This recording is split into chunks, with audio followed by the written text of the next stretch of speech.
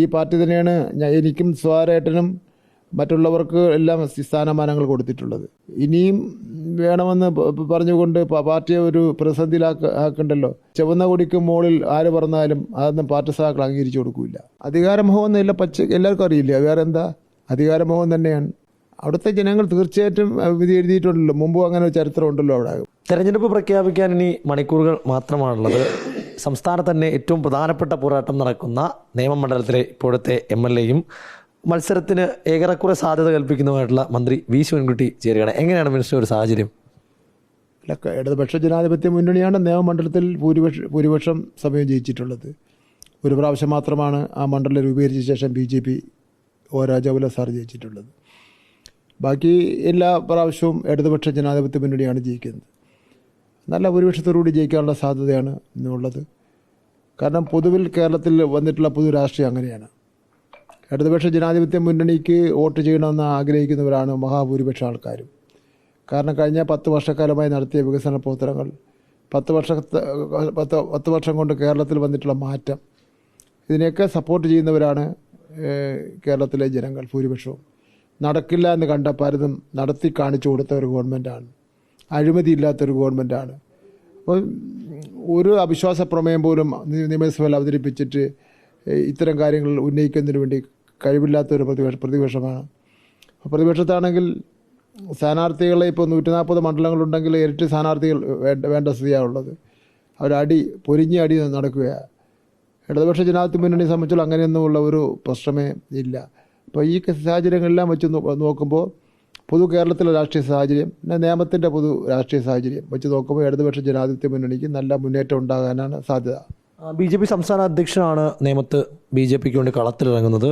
അപ്പോൾ ആ മുൻപ് പൂട്ടിച്ച അക്കൗണ്ട് വീണ്ടും തുറക്കുമെന്നാണ് അവർ പ്രഖ്യാപിക്കുന്നത്. അതൊക്കെ അവരുടെ സ്വപ്നമാണ്. അതൊന്നും നടക്കാൻ പോകുന്ന കാര്യമില്ല.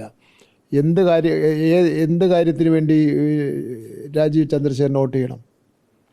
ഒന്ന്, ആ നാടുമായിട്ട് എന്തെങ്കിലും ബന്ധമുണ്ടോ? 2, ആ നാട്ടിലെ ജനങ്ങളുടെ ഏതെങ്കിലും പ്രശ്നത്തിൽ ഇടപെട്ടിട്ടുണ്ടോ? പിന്നെ അദ്ദേഹത്തിന് ഭാഷ പോലും അറിയില്ല. ഇന്ത്യയിലെ വൻകിട കുത്തക മുതലാളിമാരിൽ ഒരാളാണ് രാജീവ് ചന്ദ്രശേഖർ എന്നാണ് പറയപ്പെടുന്നത്. മലയാളം അറിയാതെ നിയമത്ത് മത്സരിക്കുന്നു എന്നാണോ? അല്ല, മലയാളം അറിയാതെ നിയമത്ത് മത്സരിക്കുന്നു. അദ്ദേഹത്തിന് യഥാർത്ഥത്തിൽ പറ്റിയ മത്സരം എന്ന് പറയുന്നത് ഇതുവരെ മത്സരിച്ചിട്ടില്ലല്ലോ.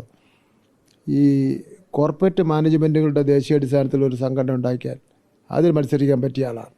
അതിന് യോഗ്യനായിട്ടുള്ള മനുഷ്യയാണ്. പക്ഷേ ഈ പാവപ്പെട്ടവൻ്റെ സാധാരണക്കാരൻ്റെ വേർപ്പിൻ്റെ ഗന്ധമൊന്നും സഹിക്കാനുള്ള മനസാക്ഷിയൊന്നും ഉള്ള ആളല്ല രാജീവ് ചന്ദ്രശേഖരൻ. ഞാനൊരു കാര്യം നിങ്ങളോട് റിപ്പോർട്ടർ ചാനലിനോട് പറയുകയാണ്. റിപ്പോർട്ടർ ചാനലിലൊന്ന് മുൻകൈ എടുക്കുക. ഒരു ഡിബേറ്റിന്, ഒരു ചർച്ചയ്ക്ക് തയ്യാറാണ്.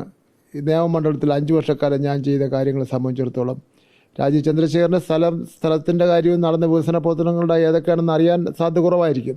എന്തായാലും പ്രവർത്തനം എഴുതി കൊടുത്തതെങ്കിലും വായിക്കാമല്ലോ. അപ്പോൾ ഞാനത് പറയാൻ കാരണം അദ്ദേഹം ഒരു കുറ്റവിചാരണ സദസ്സ് നടത്തി. എന്തൊക്കെ കാര്യങ്ങൾ നിയമത്ത് നടന്നില്ല എന്ന് പറഞ്ഞ്. നിയമത്ത് അവിടെ ഇനി നടത്താനൊന്നുമില്ല. വേറെ ഏതെങ്കിലും കാര്യം ചെയ്യാനുണ്ടെങ്കിൽ പറയട്ടെ. എല്ലാ കാര്യങ്ങളും 100% പൂർത്തീകരിച്ചത്, 80% പൂർത്തീകരിച്ചത്, 50% പൂർത്തീകരിച്ചത്. ഒരു മണ്ഡലത്തിലെ 23 സ്കൂളും പുതിയ കെട്ടിടമെന്ന് പറഞ്ഞാൽ എവിടെ നടക്കുന്നത്? പുതിയൊരു IT അവിടെ കൊണ്ടുവന്നു. കരിയർ ഗൈഡൻസ് സെൻ്ററിൻ്റെ പുതിയ കെട്ടിടം. അങ്ങനെ എന്തെല്ലാം കാര്യങ്ങൾ.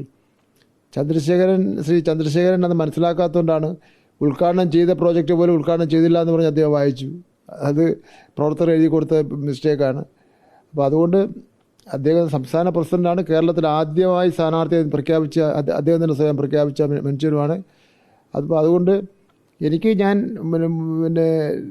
2-3 പ്രാവശ്യം ജയിച്ചതെല്ലാം ശ്രീ രാജീവ് ചന്ദ്രശേഖരനേക്കാൾ പ്രമുഖരും ആരാധ്യരുമായിട്ടുള്ള ആൾക്കാരോട് മത്സരിച്ച് തന്നെയാണ് ജയിച്ചിട്ടുള്ളത്. എന്തുകൊണ്ടാണ് രാജീവ് ചന്ദ്രശേഖരൻ നിയമം തന്നെ തിരഞ്ഞെടുക്കാൻ മുമ്പൊരു തവണ ജയിച്ച അനുഭവം ഉള്ളതുകൊണ്ടാണോ? അതുകൊണ്ടായിരിക്കാം. പിന്നെ അതുമാത്രമല്ല, കോർപ്പറേഷൻ ഇലക്ഷനിൽ അവർക്കാണ് കൂടുതൽ വാർഡുകൾ ജയിച്ചിട്ടുള്ളത്. അതൊരു പ്രശ്നമല്ല.